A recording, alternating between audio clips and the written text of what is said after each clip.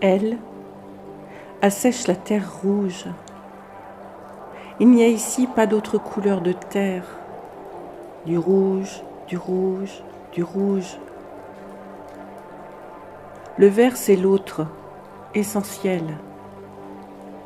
Avec son enchevêtrement, sa densité, sa force incroyable, ses élancements vers le ciel. Dans ce vert, le ciel est absent. Sauf si nous avons cette énergie folle de monter au-dessus de la canopée. Elle est moite. Elle suinte par toutes les pores de nos peaux multicolores. Nous montons le sentier au travers des arbres millénaires dans le touffement de cette flore qui, à un moment donné, n'a plus de sens. Qu'est-ce que cet arbre ?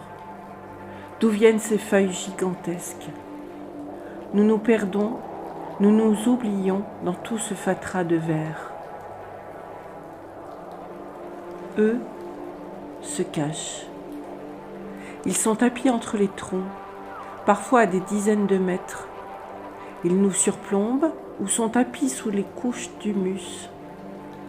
Si on s'arrête un instant, si on écoute, ça crisse, ça pulse, ça glisse, ça grimpe, ça craque, ça fouille, ça piaille, ça ulule, ça glousse, ça hurle, ça feule. Elle perce, tant bien que mal, écrase les pistes rouges. Elle tente l'évaporation des eaux lourdes marronasses. Maroni, Mana, Oyapok, Amazone nourrissant de leur flux l'océan de milliards de substances que la forêt répand, offre comme d'innombrables cadeaux. Elle se conjugue, se lie avec les autres éléments, elle provoque. Ensemble, ils forment une danse. La pluie, la forêt, la chaleur. La chaleur, la pluie, la forêt. La forêt, la chaleur, la pluie. Pluie torrentielle, chaude, tombant en trombe, frappant terre, bêtes, feuilles, creusant, ravinant. Elle pénètre tout, les pauvres masures, les toits de tôle. Elle revient au ciel transformée en brume. Un soleil équatorial qui n'en démord pas, malgré les fluides, proche, si proche. Il allume son feu sur des jours courts, intenses. La forêt suinte, la forêt respire, la forêt protège, la forêt accumule. Elle prend, elle redonne.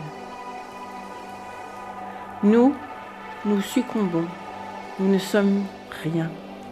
Si puissants et impuissants tout à la fois, bêtes d'hommes. Nous dormons, hagards, dans nos hamacs. Nous dansons sous la pluie, la bouche grande, ouverte, assoiffée. Nous glissons dans la boue. Nous nous tenons presque nus chaque jour dans le champ de ce monde. Dans le bruissement de toute cette fulgurance, ces milliards d'espèces, de bêtes, d'oiseaux, d'insectes, et nous nous demandons qui nous sommes, que vient-on faire là ?